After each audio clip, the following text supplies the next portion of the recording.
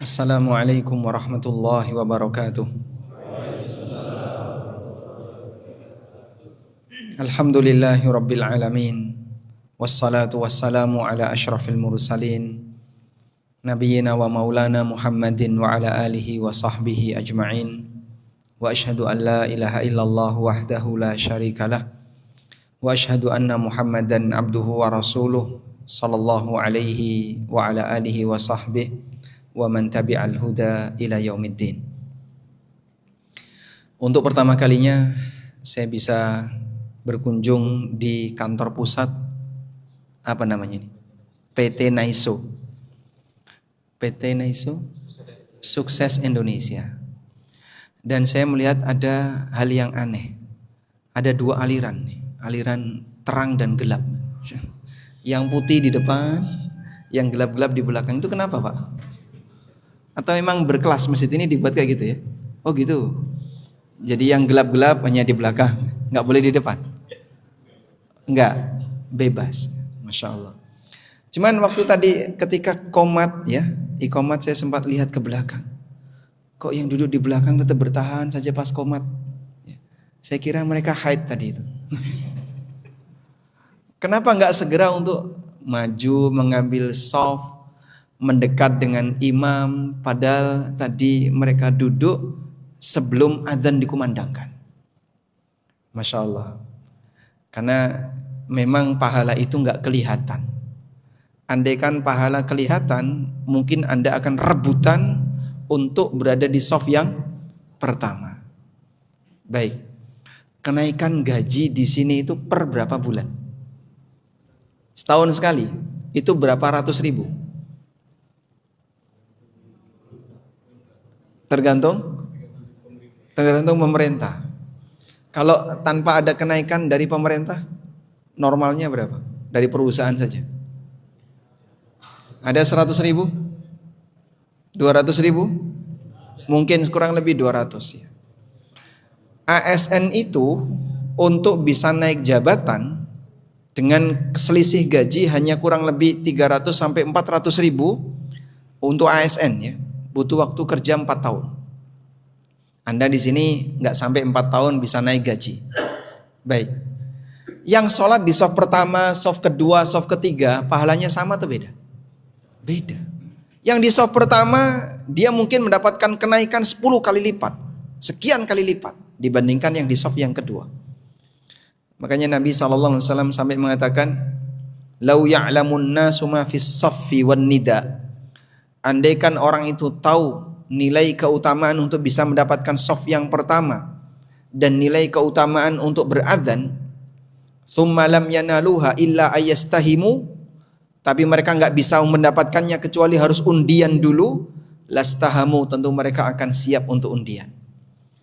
Makanya teman-teman yang sudah siaga sholat, sudah di dalam masjid, yang seharusnya Anda punya kesempatan untuk dapat shaf yang pertama, jangan kalah sama yang baru datang. Sehingga seharusnya dia berlomba untuk bisa mendapatkan shaf yang terdepan. Maka mungkin sebagai pelajaran, nilai pahala dari ibadah yang kita lakukan berbanding lurus dengan keseriusan. Kalau sholat kita kan sama ya. Tadi sholatnya sama atau beda? Sama. Takbiratul ihramnya bareng, salamnya juga bareng. Ada nggak yang tadi salam duluan di rakaat ketiga? Ada? Mungkin dia mau pulang duluan? Nggak ada. Kita salamnya sama. Yang bedain apa Pak? Kesungguhan, keseriusan. Makanya amal soleh kalau dilakukan dengan asal-asalan, dengan yang dilakukan sungguh-sungguh, itu berbeda. Dan Allah Subhanahu wa ta'ala menilai lahir batin para hamba. Sebagaimana yang disebutkan dalam hadis riwayat Muslim, Nabi SAW bersabda, "Innallaha la yanduru ila suwarikum wala ila ajsadikum walakin yanduru ila qulubikum wa a'malikum." Allah tidak melihat wajah atau badan kalian, tapi yang Allah lihat adalah amal perbuatan kalian dan hati kalian. Nah, selanjutnya di kesempatan kali ini kita mau bahas tentang karyawan yang amanah. Amanah yang tertinggi itu amanahnya siapa? Amanah tertinggi itu amanahnya siapa? Amanah dari Allah. Amanah dari Allah itulah amanah yang tertinggi. Anda merasa nggak kalau Anda itu diberi amanah oleh Allah? Nggak pernah kepikiran kayak gitu, Pak. Padahal amanah ini pernah Allah Subhanahu wa taala tawarkan kepada langit, bumi, gunung, tapi mereka nggak sanggup. Mereka ketakutan. Allah Subhanahu wa taala berfirman, "Inna 'aradnal amanata 'alas samawati wal ardi wal jibal fa'abaina ay yahmilnaha wa ashfaqna minha wa hamalahal insan innahu kana zaluman jahula." Kami pernah tawarkan amanah ini kepada langit, bumi dan gunung, tapi mereka enggan untuk menerimanya. Wa ashfaqna minha, dan mereka ketakutan. Lalu gimana? Wa hamalahal insan, ternyata diemban oleh manusia. Innahu kana zaluman jahula, sesungguhnya manusia itu zalim lagi bodoh. Apa amanah yang dimaksud di sini? Semua tanggung jawab dan beban yang harus dilaksanakan oleh seorang hamba. Semua tanggung jawab, kewajiban dan beban yang harus ditunaikan oleh hamba. Mulai dari kewajiban agama, termasuk juga kewajiban ketika Anda berkeluarga, termasuk juga tanggung jawab dan kewajiban ketika Anda menjadi karyawan, termasuk juga tanggung jawab ketika Anda berada di lingkungan, dan seterusnya. Sehingga amanah ini dibebankan kepada kita, dan kelak di hari kiamat Allah Subhanahu wa taala akan meminta pertanggungjawaban. Baik, coba di antara teman-teman yang di belakang, insyaallah sudah ada yang merem, ada yang matanya merah ngantuk ya, ada yang liatin HP. Kira-kira materi ini penting nggak? Atau nggak penting? Penting ya. Kalau penting, minta waktunya untuk dengerin ya, cuman 20 menit dari sekarang. Karena kan kita jam 1 harus sudah selesai. Baik, kalau tadi kita sudah bicara tentang amanah yang Allah berikan kepada para hambanya. Coba di antara teman-teman yang di belakang, ada nggak di antara saudara sekalian yang nanti setelah mati tidak dibangkitkan oleh Allah? Angkat tangan. Ada? Tidak ada. Yang depan ada? Nggak ada. Kita semuanya setelah mati pasti akan dibangkitkan oleh Allah. Untuk ngapain, Pak? Dalam rangka mempertanggungjawabkan apa yang kita lakukan. Sehingga kalau ketika hidup di dunia yang bersangkutan tidak bisa menjalankan amanah dengan maksimal, akan ada konsekuensinya. Allah Subhanahu wa taala berfirman, "Innallaha ya'murukum an tu'addul amanati ila ahliha." Sesungguhnya Allah perintahkan kepada kalian untuk menunaikan amanah kepada yang berhak. Sehingga ada amanah sebagai seorang hamba, ada amanah sebagai seorang suami, ada amanah sebagai seorang anak, ada amanah sebagai karyawan, dan seterusnya. Masing-masing nanti akan dimintai pertanggungjawaban oleh Allah. Nah sekarang, kalau bicara amanah sebagai karyawan, kira-kira hal paling mendasar apa yang perlu kita pahami? Di Juz Amma itu ada satu surat yang disebut dengan surat Al-Mutaffifin. Surat apa, Pak? Al-Mutaffifin. Apal ya kira-kira, Pak ya?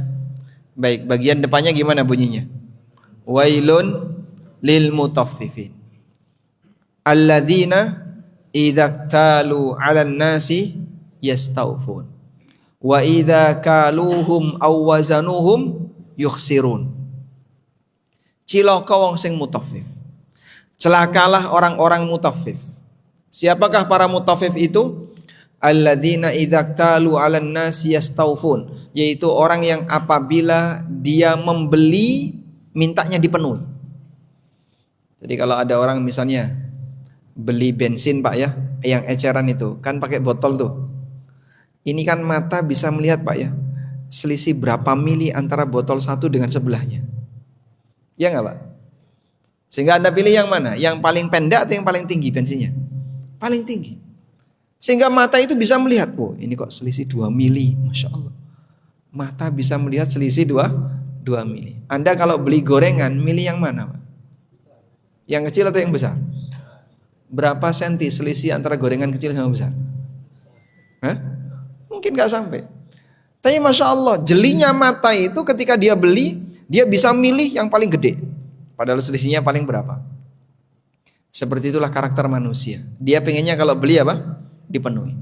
Wa idza kaluhum aw wazanuhum yukhsirun, tapi giliran dia menjual kepada orang lain, dia punya semangat suka mengurangi. Lalu Allah Subhanahu wa taala kasih peringatan, ala yadhunnu ulaika annahum mab'utsun. Tidakkah mereka itu yakin kalau mereka akan dibangkitkan oleh Allah liyaumin azim, pada hari yang besar, yauma yaqumun nasu lirabbil alamin, pada hari di mana manusia akan menghadap Rabbul Alamin, Allah Azza wa Jal. Kapan itu Pak? Di hari kiamat. Bagaimana kejadiannya? Sang hamba akan mempertanggungjawabkan perbuatannya. Nah, dalam ayat ini Allah Subhanahu wa taala menyebut sosok yang suka melanggar di kalangan manusia adalah para al-mutaffifun. Ini mutaffif, ngapain dia? Punya karakter kalau menjual suka mengurangi, tapi kalau beli minta dipenuhi. Artinya dia curang. Baik. Walaupun ayat ini berbicara tentang kecurangan dalam jual beli, tapi para ulama menjelaskan tafsir dari ayat ini sifatnya melebar, sehingga mencakup semua tindakan kecurangan dalam setiap aktivitas muamalah atau aktivitas interaksi sesama manusia. Contoh Pak, kalau dalam bahasa kita sebagai karyawan tuh contohnya apa Pak? Ya contohnya ada tipe karyawan yang dia pinter nuntut hak tapi malas menunaikan kewajiban. Di luar sana ada nggak Pak yang kayak gini Pak? Di luar sana Pak, jangan di sini ya. Ada nggak? Banyak ya. Sehingga mungkin dia dalam masalah kerja itu kalau urusan gaji pokoknya harus penuh, nggak boleh ada yang kurang. Bila perlu ada bonus, tepat waktu, tidak boleh telat. Tapi giliran kerja, ada nggak karyawan yang suka telat ketika kerja? Bukan di sini lah ya, di luar sana. Ada? Mungkin ada ya. Ada nggak karyawan yang suka mengurangi jam kerja? Hah? Banyak ya. Bukan di sini, di luar sana ya. Baik. Di luar atau di bawah kita ini. Baik. Jadi model seperti inilah manusia yang disebut oleh Allah curang dia. Kenapa curang? Mutaffif. Kenapa curang? Kenapa mutaffif? Karena giliran dia menunaikan hak, dia menunaikan kewajibannya dia malas, tapi giliran menagih haknya nggak ada yang boleh kurang. Dia mungkin suka mengurangi jam kerja, tapi gajinya dikurangi dia nggak mau. Dia suka telat ketika masuk kerja, tapi gajinya dibuat telat, nggak mau. Apa-apa nih?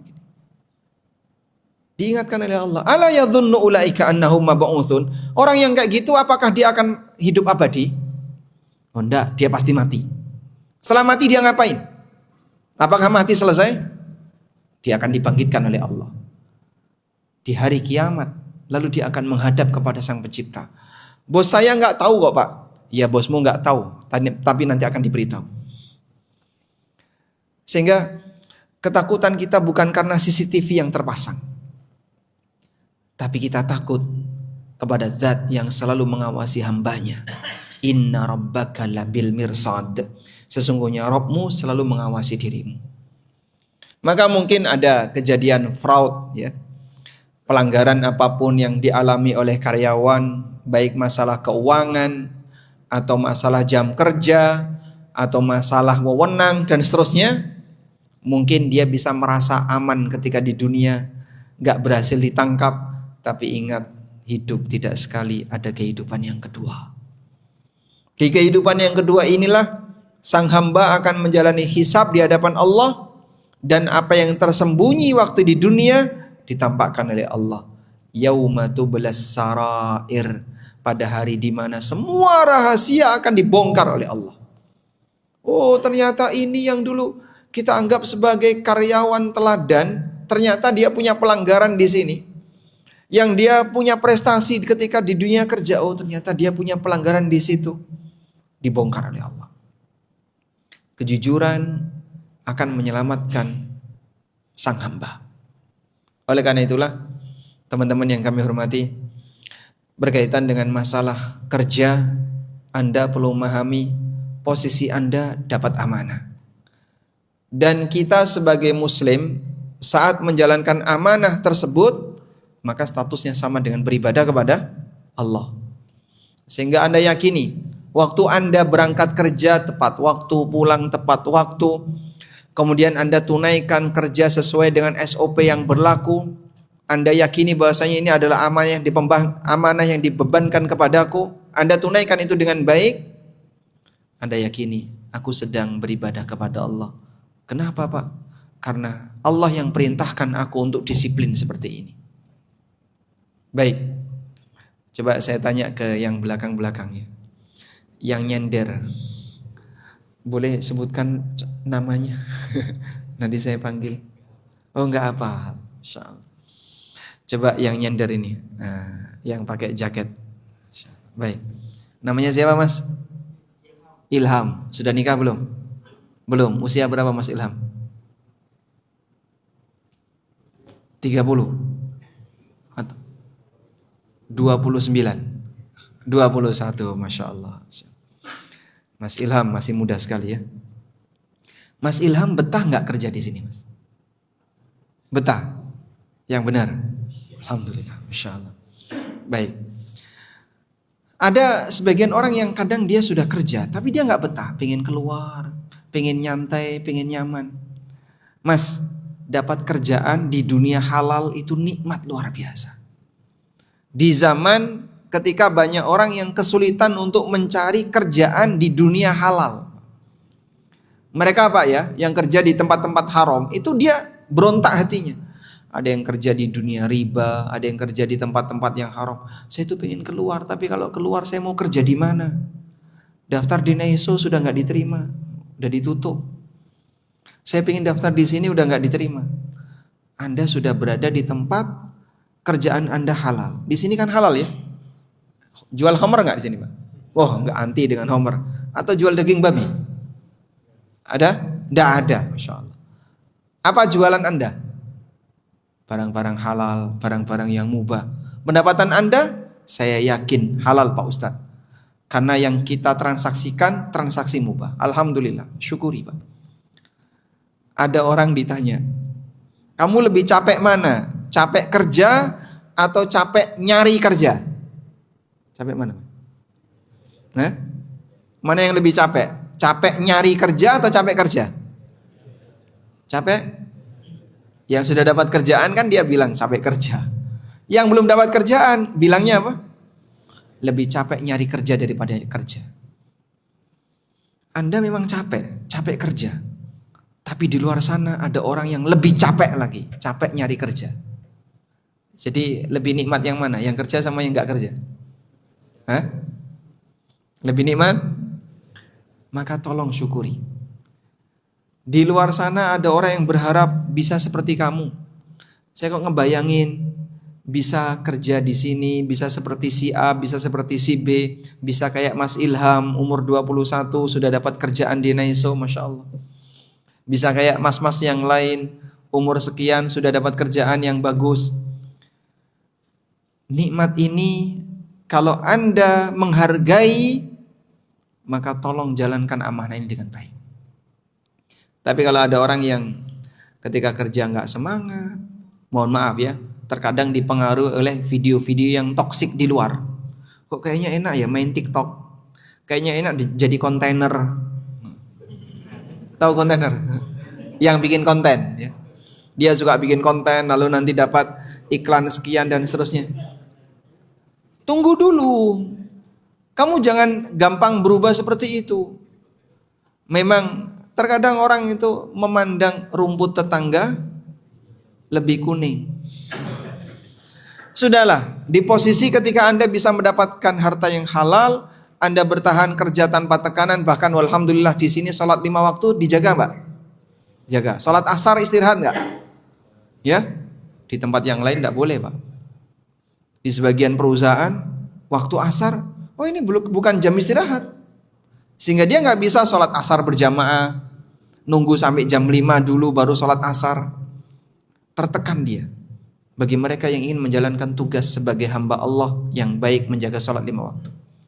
Anda Masya Allah sholat 5 waktu dikasih kesempatan sempurna. Ditambah lagi ada edukasi tambahan. Edukasi tambahannya apa? Dikasih pengajian sehingga tadi istirahatnya bisa lebih awal.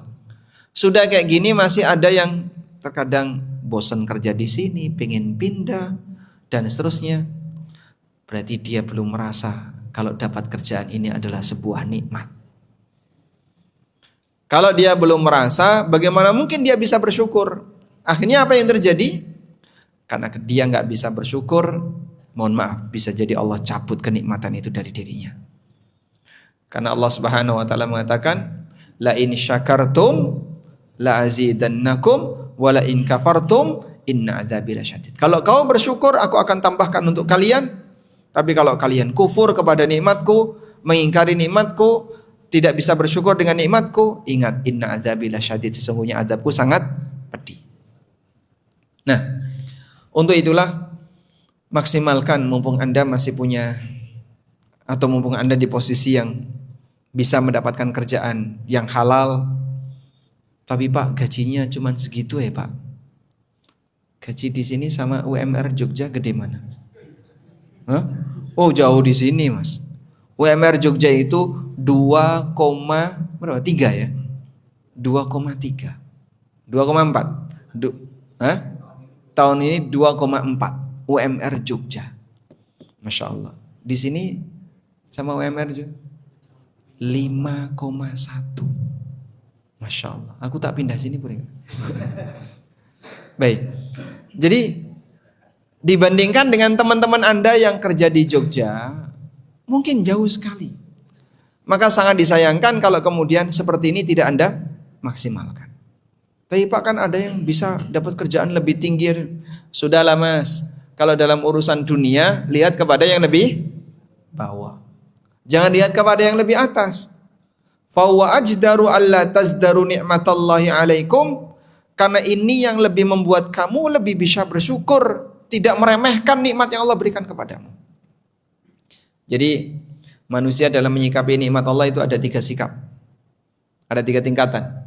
Tingkatan paling atas namanya syukur. Ini tingkatan paling tinggi. Tingkatan bawahnya tidak bersyukur tapi tidak meremehkan. Sebut saja hambar. Tingkatan yang ketiga meremehkan. Ini yang paling jelek. Sudah nggak bisa syukur, meremehkan. Maka ini tingkatan yang paling buruk. Nah, kira-kira Anda terhadap kerjaan Anda itu yang mana? Kalau Anda sampai pada tingkatan meremehkan, buat apa kerja kayak gini? Kalau ada lowongan yang lain, gue akan keluar. Ini mungkin orang meremehkan di posisi itu. Padahal mungkin ada banyak ya kelebihan yang bisa dia dapatkan, tapi ternyata dia tidak pandai bersyukur. Karena itu Nabi SAW melihat atau mengajarkan, kalau dalam urusan dunia lihatlah kepada yang lebih bawah. Sudah jangan tanya gaji temannya, fokus saja dengan gaji yang kamu terima. Tapi tetangga saya Pak Ustadz kerja di Pertamina, Neso dibandingin Pertamina. Perusahaan swasta dibandingkan dengan Pertamina. Ya, Mas, gak usah nengok ke kanan ya. Anda fokus saja ke depan, insya Allah Anda akan bisa merasakan kenikmatan. Ya? Kemudian saya berikan satu pesan ya, biar Anda bisa merasa nyaman ketika kerja. Di dunia kerja, Anda akan bisa merasakan nyaman kalau Anda tidak punya musuh, tidak punya orang yang Anda benci. Kita jadi tidak nyaman ketika kerja, salah satu faktor terbesarnya apa? Ada orang yang tidak kita sukai, musuh kita, orang yang kita benci dan seterusnya. Oleh karena itu, buang jauh-jauh nuansa batin seperti ini. Saya kasih pesan Imam Syafi'i. Catat baik-baik dalam hati, enggak usah dalam kertas ya. Imam Syafi'i pernah mengatakan, bi'sazad ilal ma'ad al-udwan alal ibad. Sejelek-jelek bekal menuju akhirat adalah bermusuhan dengan anggota masyarakat. Sejelek-jelek bekal menuju akhirat adalah ketika Anda bermusuhan dengan sesama kawan Anda. Maka kalau orang satu lingkungan kerja kok membuat Anda nggak suka atau Anda benci sama A, benci sama B, baperan ketika berinteraksi, Anda tidak akan pernah bisa bahagia. Sehingga terkadang dalam berinteraksi Anda perlu sedikit kebal perasaan ya. Tidak mudah tersinggung, tapi bagaimana Anda bisa fokus dengan apa yang bermanfaat bagi kehidupan Anda. Wallahu alam. Sekarang jam 1 kurang 4 menit. Tapi ini sudah disiapkan pertanyaan, sudah diketik.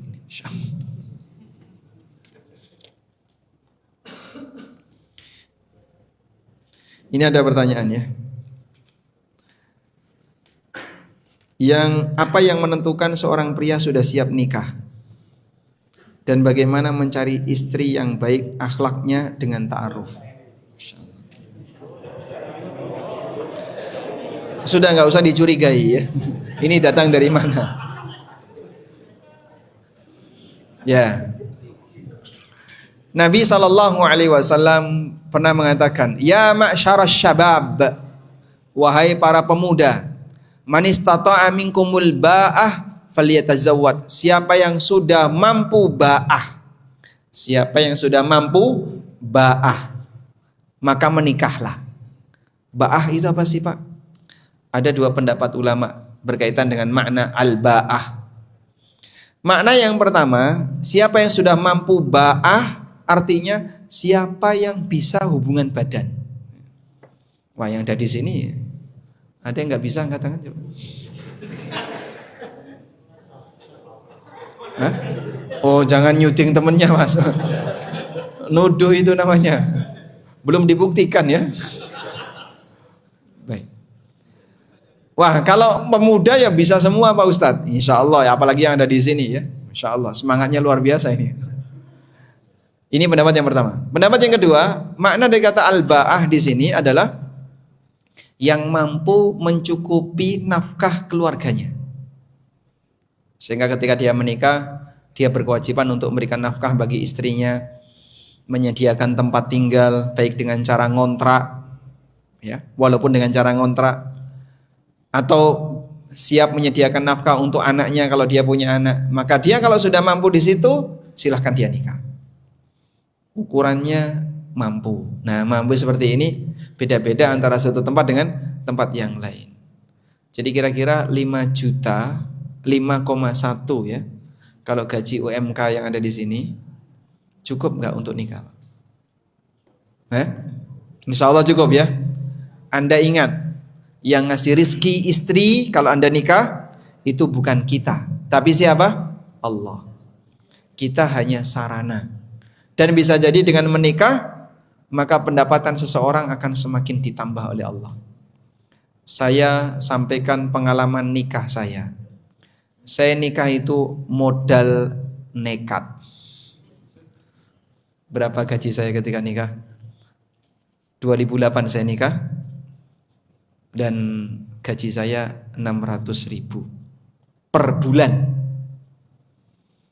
Terus tinggal ngontrak di satu ruangan kecil 200.000 per bulan. Selama kurang lebih ya, kenaikannya jadi 300 itu kurang lebih selama 2 tahun saya tinggal di situ. Ya alhamdulillah. Maka tawakal Allah. Anda yang 5,1 dibandingkan 600.000 dulu ya, mungkin lebih tinggi Anda. Makanya jangan ragu-ragu untuk disegerakan. Kalau masalah bagaimana mencari istri yang baik akhlaknya dengan ta'aruf. Jadi caranya begini Mas. Kalau nyari istri itu caranya begini. Pengen tahu nggak? Atau nggak usah aja? Hah? Kan udah pada nikah. Oh, mau yang kedua? Caranya begini. Nabi SAW pernah menyebutkan tungkahul mar'atu li arba'atin. Wanita itu dinikahi karena 4 pertimbangan. Lidiniha, wali hasabiha, wali jamaliha, wali maliha. Karena alasan agamanya, alasan nasabnya, alasan hartanya, dan alasan cantiknya. Dah? Lalu Nabi SAW mengatakan, fadfar bidadiddin taribat yadak. Pilihlah yang agamanya baik, kau akan beruntung. Jadi caranya begini. Kalau mau nikahi dengan seorang wanita, pilih dulu kriteria yang sesuai selera Anda, selain agama. Selain agama kan berarti ada 3 ya. Harta, nasab, cantik. Anda pengen yang mana? Saya pengen yang kaya, Mas. Ya sudah, silakan cari wanita kaya. Udah? Setelah Anda dapatkan kenalan wanita kaya, baru lihat agamanya. Wah, ternyata calon istri saya ini dukun ya, Mas. Makanya dia kaya. Dia membuka praktek perdukunan. Mundur saya. Nah, alhamdulillah. Berarti Anda tinggalkan kekayaan karena alasan agama. Ya, jangan dibalik. Misalnya tertarik dengan penampilannya, masya Allah, penampilannya syar'i, Pak Ustadz. Dia jarang keluar rumah, tapi katanya wanitanya solihah, hafidhoh. Sudah? Nah, Anda tertarik ngelamar, lalu Anda nadhor, melihat langsung wajahnya. Tapi saya kecewa dengan wajahnya, Pak Ustadz. Akhirnya saya mundur. Nah, berarti apa itu? Dia meninggalkan agama karena alasan wajah, nggak sopan seperti itu. Ini sikap yang tidak sopan. Paham ya? Jadi teorinya gimana tadi? Cari dulu sesuai selera, baru lihat pertimbangan agama. Wallahu a'lam.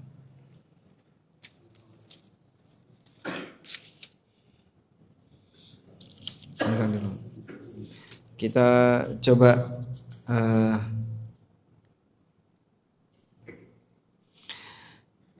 para ulama Ahlus Sunnah mengikuti Al-Quran dan Sunnah sesuai pemahaman sahabat. Namun dalam praktiknya kita melihat adanya perbedaan pendapat di antara ulama Ahlus Sunnah sendiri. Pertanyaan saya, di titik mana perbedaan masih dianggap bagian dari khilaf yang ditoleransi dan di titik mana penyimpangan manhaj? Baik. Memang seperti ini barangkali orang awam sulit untuk memahami. Ini tugasnya para thalibul ilmi dan orang yang kelas ulama. Dalam masalah ilmu agama manusia ada 3 tingkatan ya. Saya ulangi. Berkaitan dengan masalah ilmu agama manusia ada 3 tingkatan. Tingkatan paling atas itu tingkatan ulama. Mereka lah sumber. Tingkatan bawahnya adalah para thalibul ilmi, orang yang serius belajar agama. Seperti para mahasiswa yang kuliah di Universitas Islam Madinah, yang kuliah di Mekah, di Riyadh, di Madinah dan seterusnya. Tingkatan yang ketiga, masyarakat awam yang masih punya kepedulian untuk mau belajar. Ya, contohnya seperti kawan-kawan yang masih mau ngaji. Nah, jangan sampai jadi tingkatan yang keempat. Tingkatan keempat itu apa, Pak? Gak gubris sama sekali. Sehingga ketika diberi pengajian tinggal tidur, Jumatan merem. Ada pengajian di kampung gak pernah mau datang. Dia sama sekali tidak mau peduli dengan yang namanya ilmu agama. Jangan sampai jadi tingkatan yang keempat. Nah, sekarang kalau di tengah ulama ada perbedaan pendapat. Itu sebabnya apa, Pak? Jangankan dalam masalah agama, dalam masalah urusan di keluarga saja, suami dan istri sering gak, Pak, terjadi perbedaan, Pak? Sering. Hanya mungkin karena urusan masak, Pak. Suami senang selera A, istri senang selera B. Akhirnya masakan yang dihidangkan beda rasa. Padahal itu cuma urusan makan, apalagi urusan pemahaman dan akidah. Perbedaan itu bisa berangkat dari perbedaan dalam menilai apakah hadis itu sahih atau tidak. Bisa berangkat dari bagaimana cara dia memahami dalil. Dalilnya sama, tapi cara memahaminya beda. Dan masih banyak lagi turunannya.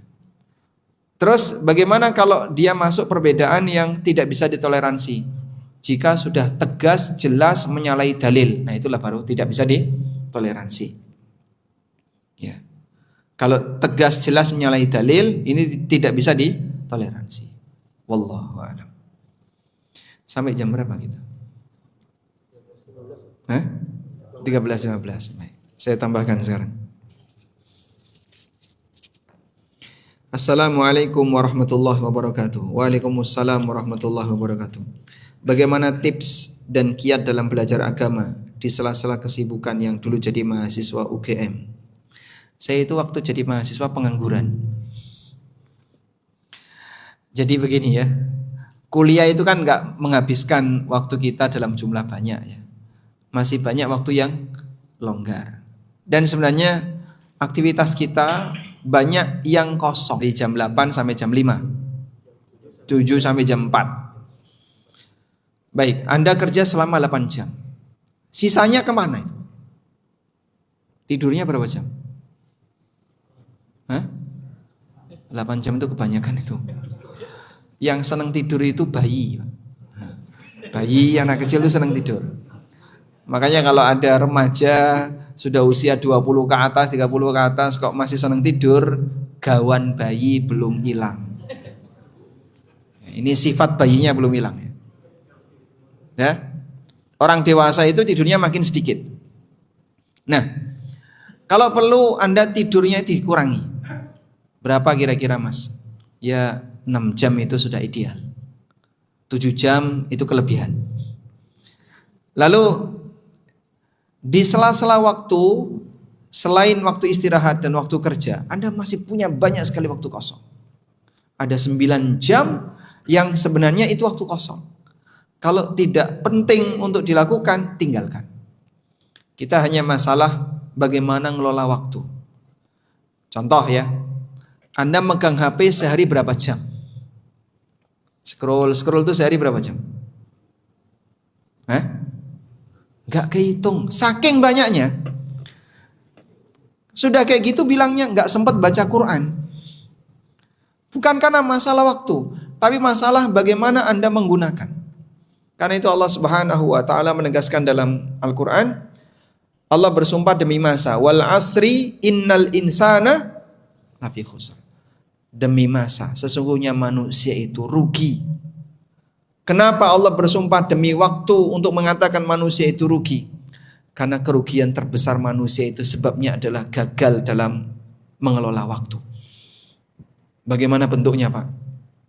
Waktu bagi manusia itu ibarat modal. Waktu bagi manusia ibarat modal.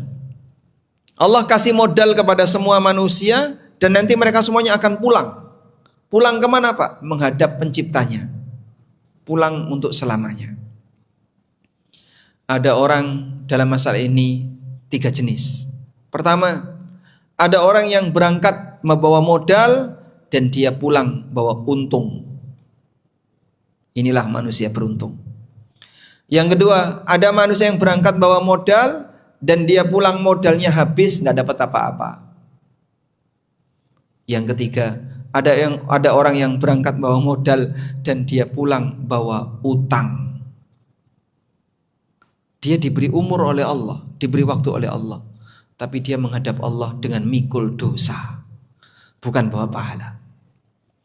Kira-kira Anda masuk yang mana? Coba direnungkan masing-masing. Jangan sampai kita jadi orang ketiga, diberi umur, tapi justru umur itu banyak kita sia-siakan untuk hal yang tidak memberikan manfaat. Karena itu sebenarnya di waktu-waktu sela yang Anda bisa manfaatkan, silakan digunakan. Terutama yang masih jomblo ya, belum ngomong anak, tidak punya urusan dengan istri, Anda mungkin hanya berinteraksi pribadi dan orang tua. Manfaatkan waktu Anda untuk menghafal Quran, membaca buku yang bermanfaat. Karena kalau tidak, jika kita tidak bisa mengendalikan waktu, kok akan dikalahkan oleh waktu. Saya punya teman yang beliau kerja ya sebagai karyawan, tapi di sela-sela jam istirahat yang tidak ada kerjaan, beliau menghafalkan Quran. Itu dapat belasan juz.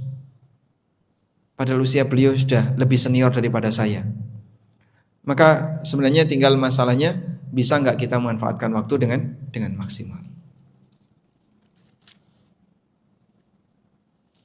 Assalamualaikum. Waalaikumsalam. Apa hukumnya sholat duha di jam kerja? Kembali kepada aturan perusahaan, boleh atau tidak? Boleh atau tidak? HRD ini mungkin yang bisa ngasih jawaban.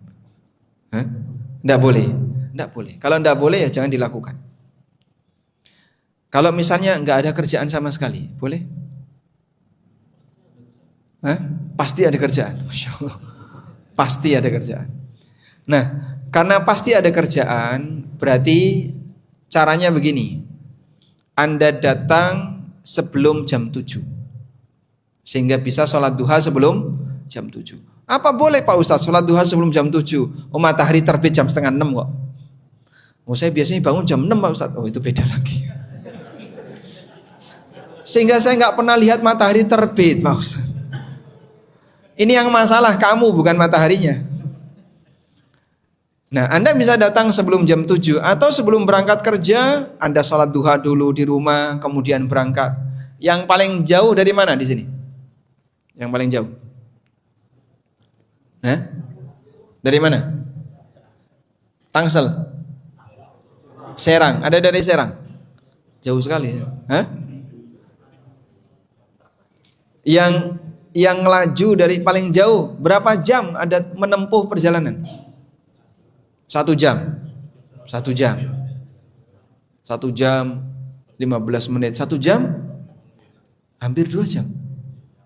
Hampir 2 jam, Masya Allah. Itu sebaiknya pindah saja nyari kontrakan.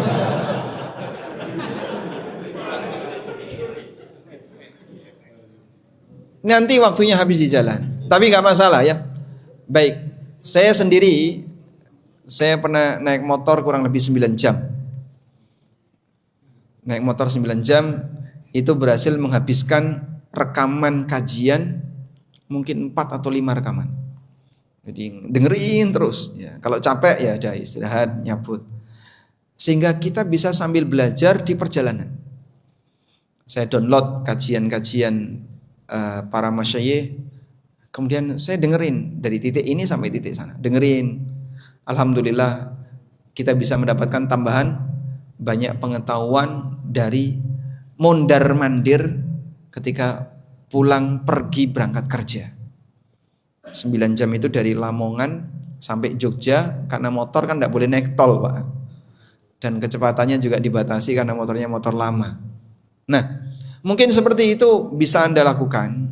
Jadi kalaupun yang jaraknya jauh sampai 1 jam 45 menit, silahkan di perjalanan dimanfaatin sambil dengerin apa? Kajian.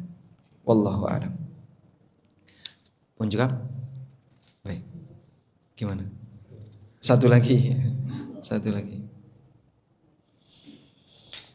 Jika dalam suatu perusahaan ada waktu yang diharuskan untuk bekerja di luar jam kerja yang telah ditentukan, kira-kira perusahaan tersebut perlu bayar waktu di luar jam kerja atau tidak? Ya, kembali kepada kesepakatan ya. Kalau kesepakatannya Anda harus kerja dari mulai jam 7 sampai jam 4. Kalau ada kerjaan lebih dari jam 4, karyawan boleh nolak. Tapi dikasih tawaran. Kalau kamu kerja lebih dari jam 4, nanti kamu saya bayar ekstra. Siap, saya bersedia. Nah, berarti kembali kepada kesepakatan yang kedua. Sehingga tambahan tadi diatur dalam kesepakatan tambahan. Terkait akad kerja pada satu perusahaan itu, jika berlandaskan dengan hukum dalam Islam yang sesuai syariat, tanpa menyelisih aturan pemerintah, seperti apa saja ya Ustaz? Pada prinsipnya kembali kepada kesepakatan antara kedua belah pihak. Klausul yang ada di situ selama tidak melanggar aturan syariat boleh dilakukan. Isinya apa? Sesuai kesepakatan. Misalnya masalah jam kerja, masalah seragam, masalah istirahat, hari libur dan seterusnya. Syariat memberikan kelonggaran. Yang penting kalian sepakati. Karena itu Nabi SAW mengatakan al-muslimuna ala syurutihim. Setiap muslim harus memenuhi kesepakatan yang dia buat. Makanya kalau kesepakatannya dari jam 7 sampai jam 5 atau sampai jam 4, ya Anda ikuti. Ada istirahat dari jam sekian sampai jam sekian, Anda ikuti. Mengikuti kesepakatan itulah bagian dari memenuhi akad kepada Allah Subhanahu wa taala. Wallahu a'lam. Walhamdulillahirabbil alamin. Mungkin itu yang bisa kami sampaikan. Semoga apa yang kita bahas ini bermanfaat dan mudah-mudahan semakin menambah ketakwaan kita kepada Allah Subhanahu wa taala dan semoga Allah jadikan kita sebagai hambanya yang selalu bisa menjalankan amanah sesuai dengan apa yang dibebankan kepada kita. Allahumma anfa'na bima 'allamtana wa 'allimna ma yanfa'una warzuqna ilma. Wa sallallahu ala nabiyyina Muhammadin wa ala alihi wa sahbihi wa sallam. Wa akhiru da'wana alhamdulillahi rabbil alamin. Wassalamu alaikum warahmatullahi wabarakatuh.